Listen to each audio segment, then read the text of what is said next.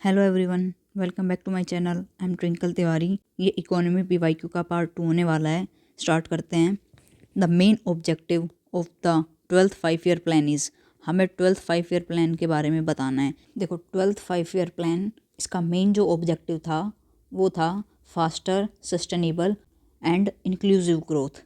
ठीक है, और इसके जो और पॉइंट्स थे उसमें क्या था, हमें जेंडर और सोशल गैप को रिमूव करना था in school enrolment, and second हमें एनहेंस करना था access to higher education. Next objective क्या था कि हमें इलेक्ट्रिसिटी प्रोवाइड करवानी थी टू ऑल विलेजेस। ऑप्शन देखते हैं हम, inclusive growth and poverty reduction. ये स्टेटमेंट अपनी गलत हो जाती है।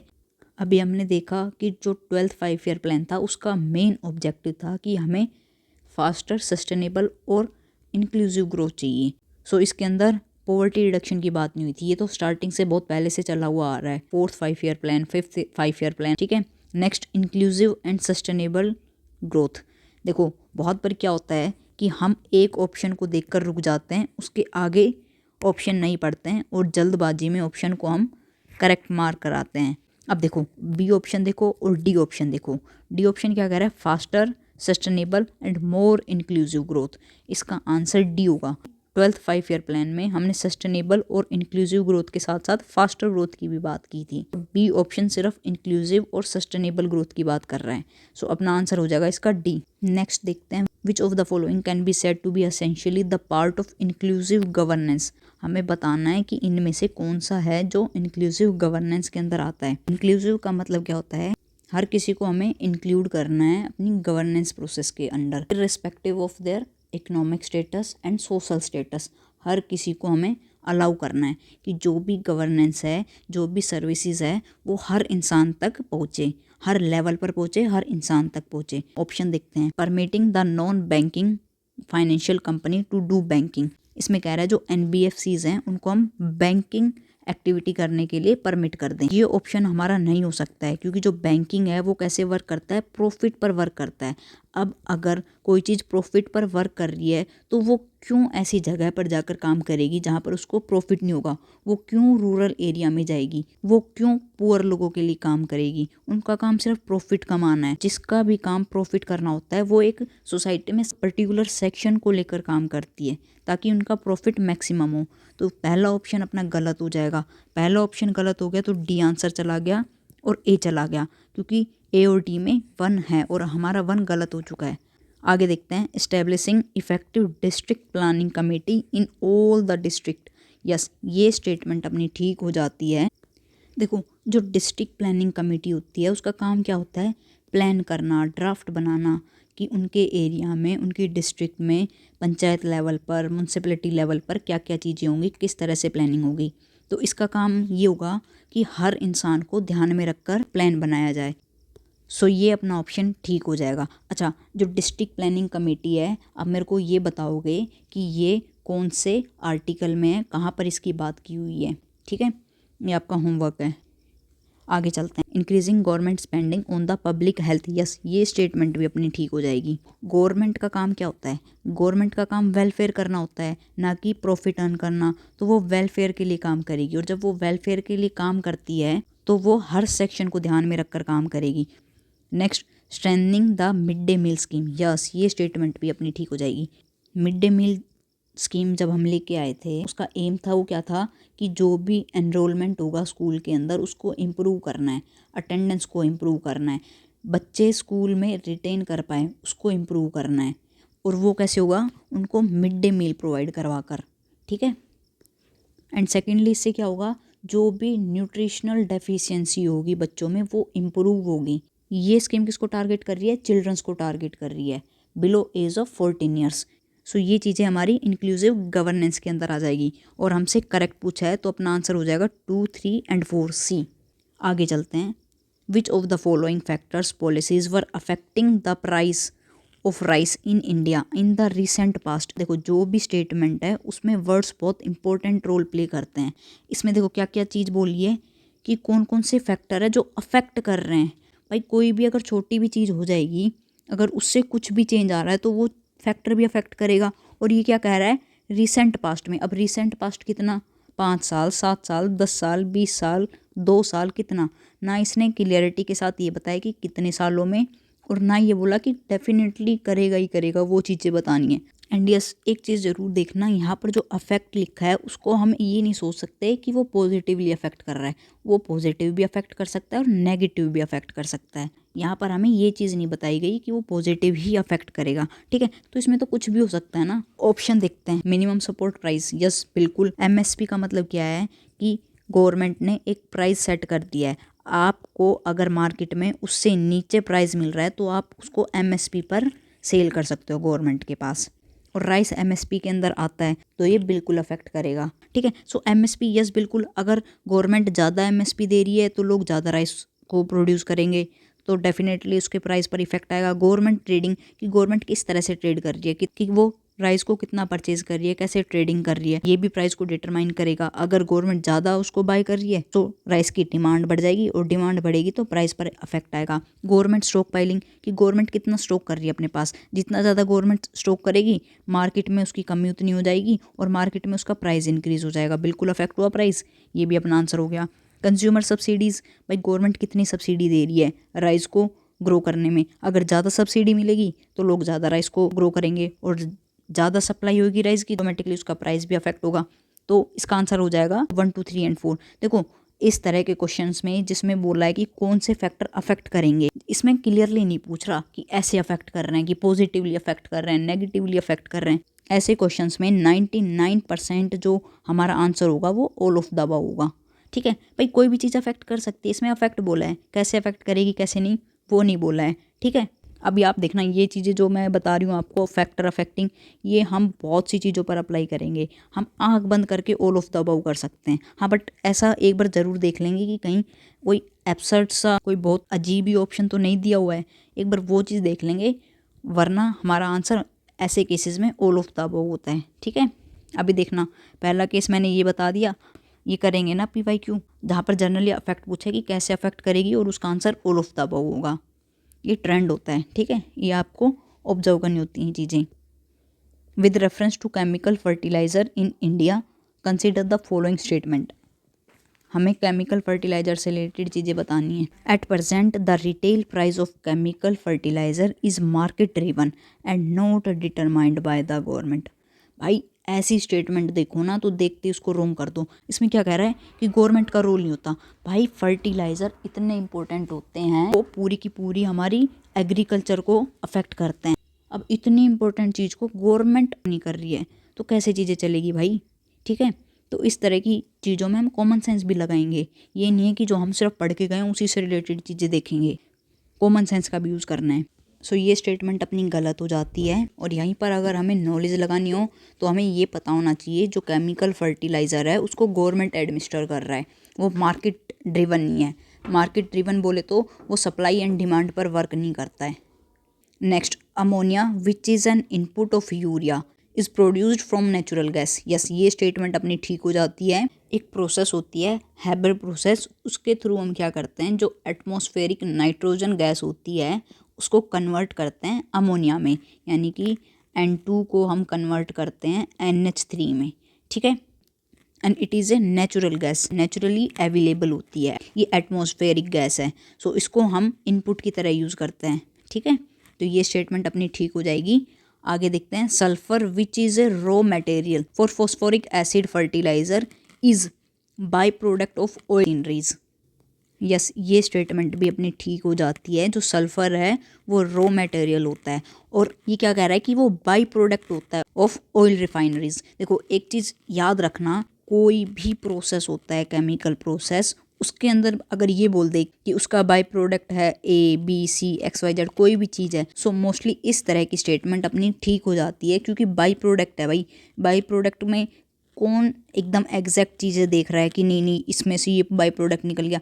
अगर 1% भी अगर ये चीज़ रिलीज़ हो रही है, बाई प्रोडक्ट बन रहा है, तो वो स्टेटमेंट अपनी ठीक हो जाएगी, ठीक है। सो ये स्टेटमेंट भी अपनी ठीक हो जाती है, और हमसे करेक्ट पूछा है तो अपना आंसर आ जाएगा 2 और 3 B। आगे चलते हैं। In India which of the following can be considered as public investment in agriculture.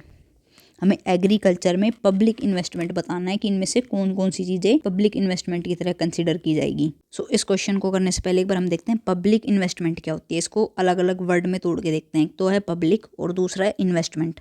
Investment जहाँ कहीं भी आ जाए उसको अगर हम इकोनॉमिक टर्म में देखें तो इसका मतलब होता है कैपिटल गुड्स। कैपिटल गुड्स कौन से होते हैं? वो गुड्स जो हम कंज्यूम ना करें, जिसका यूज़ हम क्या करें, फर्दर प्रोडक्शन करने के लिए यूज़ करें, उसको हम बोलते हैं capital goods. For example machinery है। अब जैसे कोई मैंने मशीन बनाई है, अगर उस मशीन का यूज़ मैं कोई और चीज़ प्रोड्यूस करने में यूज़ करूँगी तो ये मशीनरी मेरी कैपिटल गुड हो जाएगी, जो फर्दर प्रोडक्शन में हेल्प करे, जो कंज्यूम ना हो, जो फाइनल गुड्स की तरह ट्रीट ना की जाए। ठीक है, फाइनल गुड्स कौन से गुड्स होते हैं? जिसमें हम और फर्दर प्रोसेस नहीं करते हैं। ठीक है, इन्वेस्टमेंट का मतलब तो क्या हो गया, कैपिटल गुड्स हो गए। और पब्लिक का मतलब क्या होता है? कोई भी चीज़ जिसमें गवर्नमेंट इंक्लूड हो। वो स्टेट भी हो सकता है, कोई गवर्नमेंट कंपनी भी हो सकती है, सेंट्रल गवर्नमेंट भी हो सकती है, स्टेट गवर्नमेंट भी हो सकती है, लोकल गवर्नमेंट भी हो सकती है। ठीक है, सो पब्लिक इन्वेस्टमेंट वो इन्वेस्टमेंट जो गवर्नमेंट करे। और इसमें किसमें पूछा है? एग्रीकल्चर के अंदर। सो ऑप्शन देखते हैं अभी। Fixing minimum support price for agriculture produce of all crops. ये कह रहा है कि हम एमएसपी को फिक्स कर देंगे सारी क्रॉप के लिए। जो एमएसपी होती है वो एक सब्सिडी होती है। ठीक है, गवर्नमेंट सब्सिडी प्रोवाइड करवाती है। अब एक बात बताओ खुद, अगर हम उसको एमएसपी प्रोवाइड करवा रहे हैं, उससे कौन सी कैपिटल गुड प्रोड्यूस हुई है जो हमें फर्दर हेल्प कर सके प्रोडक्शन के अंदर? तो ऐसा तो कुछ हो नहीं रहा। और हमें इन्वेस्टमेंट की बात करनी है, पब्लिक इन्वेस्टमेंट, और ये तो एक तरह की सब्सिडी होती है। तो ये ऑप्शन अपना गलत हो जाता है।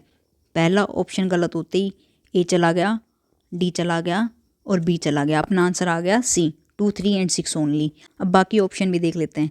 Computerisation of primary agriculture credit society, yes, ये स्टेटमेंट बिल्कुल ठीक हो जाती है। हम ये क्या कह रहा है, जो भी प्राइमरी एग्रीकल्चर क्रेडिट सोसाइटी है उसको हम कंप्यूटराइज कर देंगे। इसकी बात कर रहा है, ये क्रेडिट सोसाइटी की बात कर रहे हैं, यानी कि लोन वगैरह जो भी होंगे वो फास्टर पेस पर होने लगेंगे। ठीक है, तो ये स्टेटमेंट अपनी ठीक हो जाती है। Next, social capital development, yes बिल्कुल ये स्टेटमेंट ठीक हो जाएगी। पब्लिक इन्वेस्टमेंट, इन्वेस्टमेंट का मतलब ये होता है कि कैपिटल गुड्स को प्रोड्यूस करना, और ये बोल रहा है कि कैपिटल डेवलपमेंट करना है हमें। सो ये ऑप्शन भी अपना ठीक हो गया। Next, free electricity supply to the farmer, ये ऑप्शन अपना गलत हो जाएगा। ये क्या कह रहा है कि हम फ्री इलेक्ट्रिसिटी देंगे, तो ये तो एक सब्सिडी की तरह काम कर रहा है ना। ये कैसे हमारी इन्वेस्टमेंट हुई? ये कैसे कोई कैपिटल गुड्स प्रोड्यूस कर रहा है? ये तो जस्ट एक ये है कि आपको जो भी इलेक्ट्रिसिटी देंगे वो फ्री होगी। तो ये तो एक सब्सिडी होती है, ना कि investment. Okay, waiver of agriculture loan by the banking system, ये स्टेटमेंट भी अपना गलत हो जाता है। हमें इन्वेस्टमेंट की बात करनी है, हमें कैपिटल गुड्स की बात करनी है, और ये तो कह रहा है कि हम लोन्स को माफ़ कर देंगे। ये चीज़ें पब्लिक इन्वेस्टमेंट में नहीं आती है, तो ये ऑप्शन भी गलत हो जाएगा। Setting up cold storage facility bye the government, yes बिल्कुल। ये किस चीज़ की बात कर रहा है कि हम एक कोल्ड स्टोरेज फैसिलिटी डेवलप कर देंगे। देखो, कोल्ड स्टोरेज फैसिलिटी डेवलप करने से क्या होगा, कोई भी जो ऐसे प्रोड्यूस होंगे जिनको हमें प्रिजर्व करना है उनको हम यहाँ पर प्रिजर्व कर सकते हैं, उनकी सेल्फ लाइफ इंक्रीज हो जाएगी, और ये as a capital good consider किया जाएगा। इससे हमारी प्रोडक्टिविटी एनहेंस होगी ना, और कैपिटल गुड्स का काम ही होता है कि उससे हमारी जो प्रोडक्टिविटी है वो इंक्रीज़ हो। तो ये स्टेटमेंट भी ठीक हो जाएगा। अपना आंसर आ गया सी। ये बहुत ही ईजी कैटेगरी में आ जाता है, बस हमें ये पता होना चाहिए कि पब्लिक इन्वेस्टमेंट किसे कहते हैं। आगे चलते हैं। Under the Kisan credit scheme short term credit support is given to farmer for which of the following purpose. इसमें हमें बताना है जो किसान क्रेडिट कार्ड स्कीम है उसके शॉर्ट टर्म क्रेडिट की बात करनी है। यहाँ पर आपको स्टेटमेंट को ध्यान से पढ़ना ज़रूरी हो जाता है। यहाँ पर किसकी बात की है? शॉर्ट टर्म की। अब ऑप्शन देखते हैं। Working capital for maintenance of farm assets, yes ये स्टेटमेंट ठीक हो जाएगी। फार्म असेट, असेट क्या होते हैं? वो चीज़ जो हमारी अर्निंग कैपेसिटी को इंक्रीज़ करें। फॉर एग्जांपल ये कोई फार्म है, इसमें पहले मैनुअली काम किया जाता था, लेकिन अब हम इसमें ट्रैक्टर ले आए हैं, ट्रैक्टर से काम कर रहे हैं। तो अब क्या होगा, ये ट्रैक्टर हमारा असेट कहलाया जाएगा। इसकी वजह से हमारी अर्निंग कैपेसिटी इंक्रीज़ हो गई है, और ये हमारी प्रॉपर्टी होती है। ठीक है, और इसमें किसकी बात की हुई है? मेंटेनेंस की बात की हुई है। सो ये स्टेटमेंट ठीक हो जाती है। मेंटेनेंस क्या होती है? शॉर्ट टर्म के लिए। अब कोई आप ट्रैक्टर लेके आए हो, कोई मशीन लेके आए हो, उसको मेंटेन करना है। फॉर एग्जांपल अगर मशीनरी में कोई प्रॉब्लम आ गई, उसको ठीक करवा लिया, इस चीज़ के लिए, छोटे मोटे खर्चों के लिए। और ये शॉर्ट टर्म की बात कर रहे हैं, और ये भी मेंटेनेंस भी एक छोटा मोटा खर्चा होता है शॉर्ट टर्म में। ठीक है, आगे देखते हैं। Purchase of combine harvesters, tractor and mini trucks. भाई ये स्टेटमेंट अपनी गलत हो जाती है। क्या कह रहा है, परचेज करना है किस चीज़ को, हार्वेस्टर को, ट्रैक्टर को, और क्वेश्चन हमसे शॉर्ट टर्म की चीज़ें पूछ रहा है। ये शॉर्ट टर्म क्रेडिट नहीं होता। देखो एक बार थोड़ा अच्छे से बता दूं, शॉर्ट टर्म इन्वेस्टमेंट वो चीज़ें होती हैं जो एक शॉर्टर पीरियड के लिए यूज़ हों। शॉर्टर पीरियड बोले तो लेस देन 1 ईयर, वो सारे खर्चों की बात की हुई है शॉर्ट टर्म के अंदर। और जो अगर हम ट्रैक्टर लेके आ रहे हैं, हार्वेस्टर्स लेके आ रहे हैं, तो ये तो खर्चा लॉन्ग टर्म वाला हो गया ना, मोर देन 1 ईयर। ये थोड़ी ना कि 1 साल के लिए ट्रैक्टर लेके आए हैं, 1 साल के लिए हार्वेस्टर लेके आए हैं, 1 साल के लिए मिनी ट्रक लेके आए हैं। ठीक है, तो सेकंड अपना गलत हो गया। सेकंड गलत होते ही ए चला गया, सी चला गया और डी चला गया, क्योंकि इन सब में सेकंड है। ठीक है, तो अपना आंसर आ गया बी, 1, 3 एंड 4। एक बार ऑप्शन भी देख लेते हैं। Consumption requirement of farm household, yes ये स्टेटमेंट भी ठीक हो जाती है। कंजम्पशन रिक्वायरमेंट है ऐसी चीज़ें जो हाउस होल्ड में क्या की जाए, कंज्यूम कर ली जाए। तो ये भी तो शॉर्ट टर्म के लिए होगी। कोई चीज़ हम कंज्यूम करने के लिए लेके आए हैं, उसको ये थोड़ी ना कि 2-2, 3-3 साल के लिए लेकर बैठे रहें। ये भी शॉर्ट टर्म का खर्चा हो गया, तो ये स्टेटमेंट भी ठीक हो गई। और जब हम किसान क्रेडिट कार्ड स्कीम पढ़ते हैं तो ये चीज़ें क्लियरली मेंशन है वहाँ पर। Next, post harvest expense, yes ये स्टेटमेंट भी ठीक हो जाएगी। पोस्ट हार्वेस्ट एक्सपेंस कौन से होते हैं, जो हार्वेस्ट करने के बाद के जो खर्चे हो गए छोटे मोटे, तो वो खर्चे भी तो एक टाइम पीरियड के लिए होते होंगे ना, शॉर्ट टाइम पीरियड के लिए। ये थोड़ी ना है कि पोस्ट हार्वेस्ट एक्सपेंस 5-5 सालों तक चल रहा है, 7-7 सालों तक चल रहा है, ये तो बहुत छोटा पीरियड होता है। तो ये स्टेटमेंट भी ठीक हो गया। अगला, construction of a family house and setting up A village cold facility. भाई ये स्टेटमेंट अपना गलत हो जाता है, क्योंकि हाउस होल्ड बनाना या कोल्ड फैसिलिटी क्रिएट करना, ये सारी चीज़ किस में आ जाएगी, लॉन्ग टर्म के अंदर आ जाएगी, और हमसे पूछा है शॉर्ट टर्म के लिए। ठीक है, तो अपना आंसर आ जाएगा बी, 1, 3 एंड 4। अच्छा एक बार मैं आपको थोड़ा किसान क्रेडिट कार्ड स्कीम के बारे में बता देती हूँ। ये 1998 और 1999 के बजट में अनाउंस की गई थी ये स्कीम। इसका जो एम है वो क्या है कि फार्मर्स को इंस्टीट्यूशनल क्रेडिट प्रोवाइड करवाया जाए। इंस्टीट्यूशनल क्रेडिट बोले तो कि बैंकिंग के थ्रू क्रेडिट प्रोवाइड करवाया जाए। ऐसा ना हो कि वो मनी लेंडर्स पर डिपेंड हो क्रेडिट के लिए, तो उनको इंस्टीट्यूशनल क्रेडिट मिल जाए, इसलिए हम ये स्कीम लेके आए थे उनकी फाइनेंशियल नीड्स को पूरा करने के लिए। अच्छा देखो एक चीज़ और देखना ध्यान से इस स्टेटमेंट में, इस क्वेश्चन में, एक बार मैं थोड़ा क्लीन कर दूं। यहाँ पे एक चीज़ ध्यान से देखो, इसमें क्या लिखा हुआ है, under the Kisan credit card scheme short term credit. यहाँ पर यूपीएससी ये क्यों बता रहा है इधर कोमा लगा के कि ये शॉर्ट टर्म क्रेडिट स्कीम है, तो हमें हिंट दे रहा है कि हमें शॉर्ट टर्म की बातें करनी है, वो सारी चीज़ें जो लेस देन 1 ईयर के अंदर हेल्पफुल हो। और जब हमें ये चीज़ पता लग गया कि हमें ऐसी चीज़ें बतानी है जो शॉर्ट टर्म के लिए हो, जो 1 साल से कम के लिए हो, तो हम इजीली अपने आंसर तक पहुंच जाएंगे। अगर हम ट्रैक्टर का देखें या हार्वेस्टर देखें, वो तो लॉन्ग टर्म के लिए होता है, तो ये ऑप्शन होना ही नीचे अपने ऑप्शन में। घर बना रहे हैं, अब घर ये थोड़ी ना है कि 1 साल के लिए बना दिया, बस 1 साल के बाद उसको ख़त्म कर देंगे, तोड़ देंगे। ठीक है, तो यूपीएससी इस तरह से हेल्प करता है, वो हिंट देता है, बस हमें उस प्रेशर को मैनेज करके ध्यान से अपना दिमाग खोल के बैठना है एग्ज़ाम देते वक्त। आंसर हमारे सामने ही है, यूपीएससी ने खुद आंसर दे दिया ये हिंट देके। सो ये चीज़ें आपको ध्यान रखनी है। ओके, आगे चलते हैं। Consider the following statement. In the case of all cereals, pulses, oil seeds, the procurement at MSP is unlimited in any state UT of India। ये स्टेटमेंट देख के हर किसी का दिमाग खुल जाना चाहिए। एक तो क्या बात कर रहा है कि हमें MSP देना है, और MSP भी किस पर, इंडिया में जितनी भी हम दालें उगा रहे हैं, जितने भी सीरियल्स हैं, जितने भी ऑयल सीड हैं जिनका कभी नाम ही नहीं सुना, उन हर चीज़ पर, हर सीरियल्स पर, हर पल्सेस पर अनलिमिटेड MSP देना है। Unlimited MSP। अब खुद सोचो इस तरह की चीज़ें हो सकती है, पॉसिबल है। यहाँ पर कॉमन सेंस लगाना है। छोड़ो आपको नहीं पता MSP क्या होता है क्या नहीं होता है, सब भूल जाओ, कॉमन सेंस तो है ना आप में। ये चीज़ देख के तो कोई भी इंसान बता देगा कि भाई ये स्टेटमेंट कैसे सही हो सकता है। एक तो ये अनलिमिटेड MSP की बात कर रहा है, और वो भी हर स्टेट, हर यूटी की, और हर सीरियल, पल्सेस और सीड पर, तो ये स्टेटमेंट गलत हो जाएगी। एंड देखो ये जो MSP होती है वो ओपन एंडेड होती है। ओपन एंडेड का मतलब क्या होता है, जो फार्मर गवर्नमेंट को ऑफर कर रहे हैं और एक स्टिपुलेटेड टाइम पीरियड के अंदर उन्हीं चीज़ों को सिर्फ प्रोक्योर किया जाएगा। ठीक है, अनलिमिटेड चीज़ों को प्रोक्योर नहीं कर सकते हैं। तो ये स्टेटमेंट गलत हो गई। आगे देखते हैं, in the case of cereals and pulses the MSP is fixed in any state और UT at a level to which the market price will never rise. अब छोड़ो, आपको MSP नहीं पता। अब देखो ये कॉमन सेंस से कैसे चीज़ें सोल्व होगी। ये क्या कह रहा है स्टेटमेंट में कि अगर जो गवर्नमेंट ने एक MSP सेट कर दिया तो मार्केट प्राइस उससे ऊपर कभी जा ही नहीं सकता। ये कह रहा है नेवर राइज, मार्केट प्राइस उससे ऊपर ही नहीं जाएगा। जैसे मान लो अगर गवर्नमेंट ने किसी चीज़ का प्राइस 50 रुपये सेट कर दिया तो ये तो एक मिनिमम है ना भाई। ये किसकी बात कर रहा है, मिनिमम सपोर्ट प्राइस, कि मिनिमम इतना तो होगा ही, इससे ज़्यादा दे सकते हो लेकिन इससे कम नहीं होगा। अगर इससे कम मार्केट प्राइस है तो गवर्नमेंट ज़्यादा प्राइस पर प्रोक्योर कर लेगी जो प्राइस उसने सेट कर दिया। ठीक है, तो MSP ये इस तरह से काम कर रहा है। एंड मार्केट किस चीज़ पर काम कर रहा है, डिमांड एंड सप्लाई पर।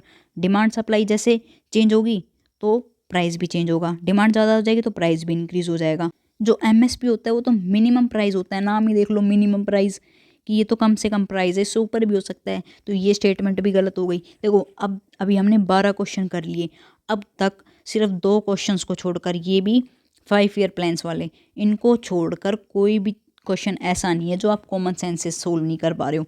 जितने भी क्वेश्चन कर रहे हैं हमने सारे के सारे कॉमन सेंस से सोल्व करे हैं। इसमें अभी तक कोई भी इकोनॉमी का कॉन्सेप्ट नहीं लगा है जो आपको पता होना चाहिए क्वेश्चन सोल्व होने से पहले। ठीक है, सो इकोनॉमी के क्वेश्चंस आते हैं, इजी आते हैं, बस आपकी कॉन्सेप्चुअल क्लैरिटी होनी चाहिए और कॉमन सेंस होनी चाहिए थोड़ी बहुत। ठीक है, सो हमसे करेक्ट पूछा है तो कोई भी ठीक नहीं है, तो आंसर आ जाएगा डी, नाइदर 1 नॉर 2। आगे चलते हैं, the economic cost of food grain to the Food Corporation of India is minimum support price and bonus if any paid to the farmer plus. इसमें हमसे इकोनॉमिक कॉस्ट के बारे में पूछा हुआ है कि इकोनॉमिक कॉस्ट में क्या क्या चीज़ें आएंगी। सो जो ये इकोनॉमिक कॉस्ट है इसके अंदर क्या क्या चीज़ आ जाएगी। एक तो MSP आ जाएगा जो हम MSP दे रहे हैं, उसके साथ साथ बोनस भी, अगर कोई हम फार्मर को बोनस दिया, उसके अलावा क्या चीज़ें आएंगी। तो ऑप्शन देखते हैं, transportation cost only, interest cost only, procurement incidental and distribution cost, procurement incidental and charge for the godown. Transport cost क्या होती है कि उसको एक जगह से दूसरी जगह पर ले जाने का जो भी खर्चा होता है ट्रांसपोर्ट का, वो खर्चा सिर्फ। अब उसके अंदर उसके अलावा भी तो और भी तो खर्चे हो जाएंगे, उसको गोडाउन में शिफ्ट करना, उसको डिस्ट्रीब्यूट करने में जो खर्चा आएगा, हर एक पॉइंट पर हमें खर्चा देना पड़ेगा वो। ठीक है, तो ये तो होगा नहीं। इंटरेस्ट कॉस्ट ओनली, कि भाई जो भी इंटरेस्ट बनता है वो होगा सिर्फ, नहीं ये भी नहीं होगा। Procurement incidental and distribution cost, yes ये स्टेटमेंट अपनी ठीक हो जाएगी। हमारे पास जो फूड ग्रेन आई हमने उसको एक जगह पर क्या कर लिया, प्रोक्योरमेंट कर लिया, यानी कि एक जगह पर स्टोर कर लिया। जब इसको स्टोर करेंगे तो कहाँ पर स्टोर करेंगे, गोडाउन में तो स्टोर करेंगे। हमने गोडाउन में इसको कलेक्ट कर लिया, उसके बाद हमें डिस्ट्रीब्यूट भी तो करना है हर स्टेट को, हर यूटी को, मार्केट तक। ठीक है, तो वो खर्चा भी इसके अंदर आ जाएगा। तो अपना ये स्टेटमेंट ठीक हो जाता है।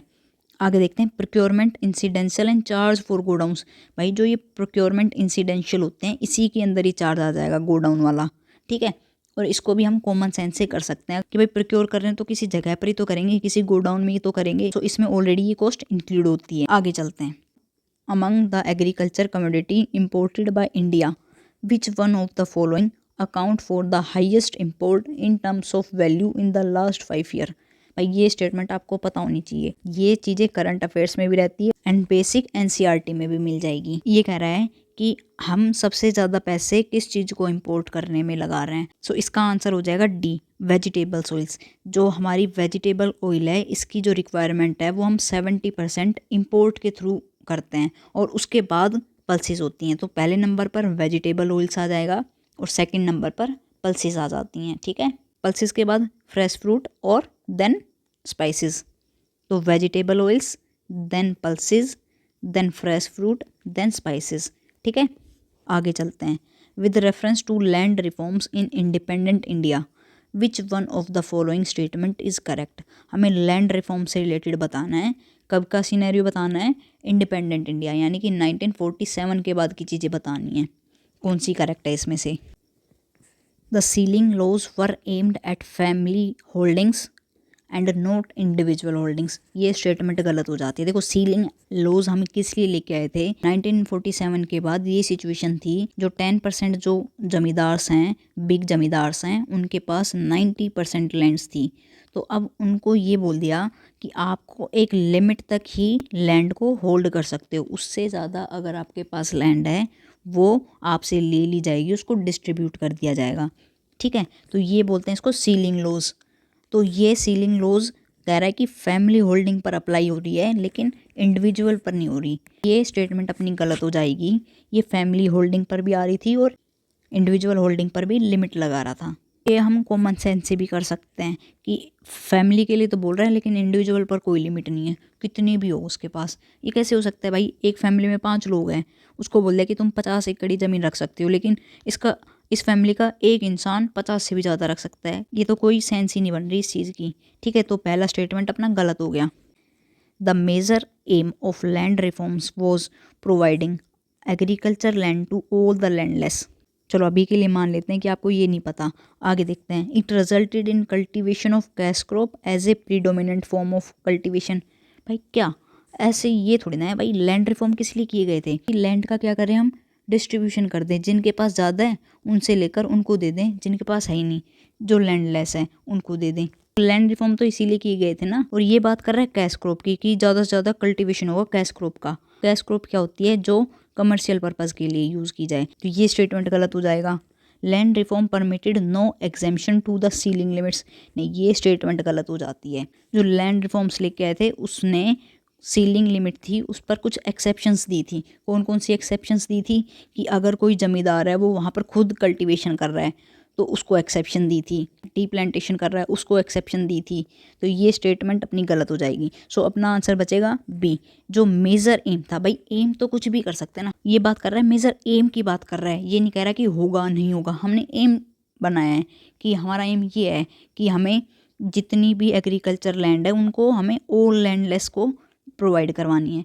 तो ये अपना ऑप्शन ठीक हो जाएगा। एम तो कुछ भी हो सकता है ना। ठीक है, सो आज के लिए इतने ही क्वेश्चंस रखते हैं। आई होप आपको समझ आ गया होगा। अब तक हमने इकोनॉमिक के कोई भी कॉन्सेप्ट यूज़ नहीं कर रहे हैं। हमने कोशिश करी है कि सारे क्वेश्चंस को कॉमन सेंस से कर सकें, और थोड़ी कोशिश करिए आपको भी सिखाने की कि आप भी उस डायरेक्शन में सोच सको। कोई डाउट हो तो आप मुझसे पूछ सकते हो। Thank you for watching. Bye bye, take care, जय हिंद।